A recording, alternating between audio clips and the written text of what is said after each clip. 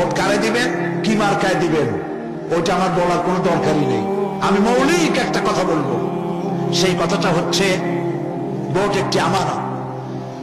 কিন্তু এই স্লোগানটা যারা বানাইছে, আমার ভোট আমি দেব, যারে খুশি তারে দেব, এটা পাগলের কথা, এটা পাগল। প্রথম লাইন ঠিক আছে, আমার ভোট আমি দেব, প্রথম লাইন ঠিক, দ্বিতীয় লাইন পাগলের। যারে খুশি তারে দেব, তা আমার ভোটটা কি ছাগলের দেব, মদ খোরের দেব, জেনাকারের দেব?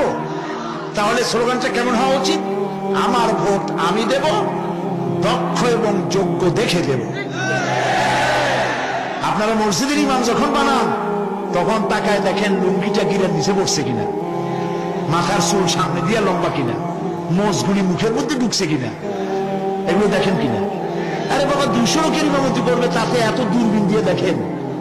আর আপনার হাজার হাজার লোকের মেম্বার বানাবেন, চেয়ারম্যান বানাবেন, ইমাম বানাবেন, উনিও তো নেতা, ইউনিয়নের নেতা। আপনি বাছাই করবেন না, চিনবেন না যে লোকটা নামাজি কিনা, লোকটা দিনদার কিনা, লোকটা লেখাপড়া জানে কিনা, গম চুরি করবে কিনা, চোর মামচুর ছিল কিনা, দেখবেন না আপনি? বেছে ঘুষে দিনদার, ইমানদার, সুশিক্ষিত, চরিত্রবান, নামাজি, এগুলি দেখে ভোট দেবেন। মনে থাকবে, মনে থাকবে। আল্লাহ রাব্বুল আলামিন এগুলি মনে রাখার তৌফিক দান করুন বলি আমরা আমিন। আর আপনারা জানেন আমি একটা সংগঠন করি, আমার প্রাণ প্রিয় সংগঠন জামাত ইসলামী বাংলাদেশ। আমি আমার এই প্রাণ প্রিয় সংগঠনের আমি একজন ছোট্ট কর্মী। আমি সারা জীবন চাই যে জামাত জীবন দিল, যে জামাতের লোকগুলি রক্ত দিল, সেই জামাতের সাথে থেকে থেকে আমি যেন আমার ভাইদের জানাজা নিয়ে দুনিয়া থেকে ইমানের সাথে বিদায় হতে পারি।